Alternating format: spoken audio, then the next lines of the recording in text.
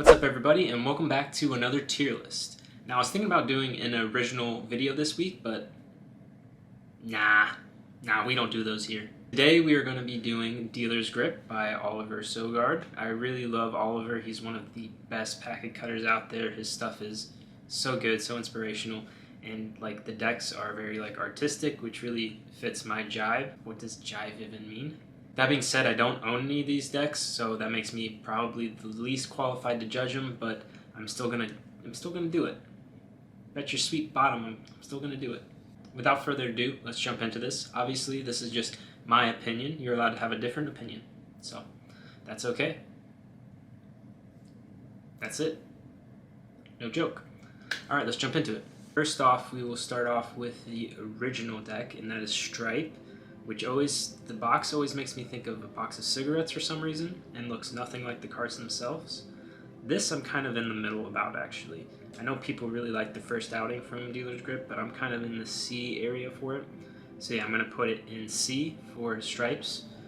So Paul, this flowery design is very nice. I really enjoy it. I really seem to like decks that have flowers on them, like the floral deck from Fontaine. The floral decks from Paul Rabaya are all really good. This one I really like. I don't think it's quite B. No, I do think it's B. I don't think it's quite A or S. Next up we have Palm, and I really love the concept of this deck. I really love the design of this deck, but for some reason it's not quite an S tier for me. It's just an A. Next up we have Form. Now this is a deck. This is a real good deck, because it is in Grotesque, which is like my favorite cardistry video of all time. It's also just a really good deck. It has like this really nice abstract design. Big fan of this deck. First Dealer's Grip deck I'm gonna pick up, it'll be this one for sure. So that's going all the way up there in S. 5 2s. This deck I really like too. I mean, I really like most of these, but this one's probably in the, put it up in A. These are the Mount 5 2s, and I would put them in A as well. Next up, we have Error, and I should really like this deck. I think I want to really like this deck, but I just kind of met on it, and I don't know why. I wish I knew. It's going in C? No, B. It's going B. Next up we have Entire, and I don't know if I'm saying that correctly, but the tuck box on this is absolutely stunning, and I love the little holes in the box that are a little see-through and make, you know, like individual photos. Really love that, and I think he really explored the concept of having this oval on the playing cards. Nothing quite like it. It's really good, but it's not great. I'm going to throw it up in B. Next up we have, where we're going to start getting into some controversy here, we have the Solar Tuck edition of the Entire deck.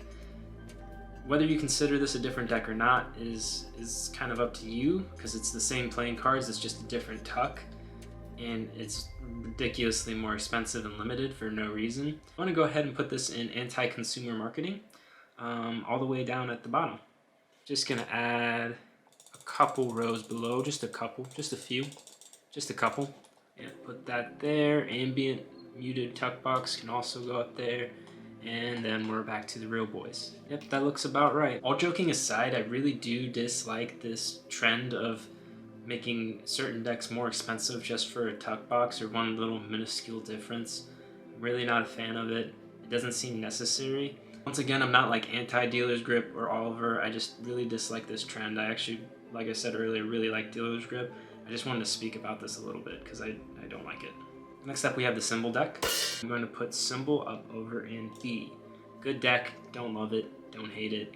B, posh. Don't have much opinion on it actually yet because I haven't seen much of it, but still good. Still good. Next up we have Brush. I like this deck, I think it's good. The videos associated with it, so good. Next up we have Ambient, and for this one, B. It's going B. They're all Bs. No, I do think all of their decks are better than average, but I'm just seeing a lot of Bs right now, and I don't know why.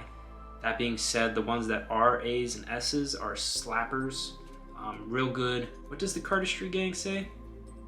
Poggers. It's poggers. I don't know if I'm using that correct. I might be too old. And I think that concludes my list. I'm looking at it and I'm pretty happy with the results. If you guys want to fill out your own list, I'll have a link in the description where you guys can do so. I would love to see what your guys' results are. Thank you guys for watching. If you made it all the way to the end, make sure to like, subscribe, all that stuff. I've also done a lot more of these tier list videos if you like them. I've done ones for Fontaine, Anyone, OPC, etc., etc. I'm going to keep doing them because people seem to like them and I can't think of new ideas. Peace.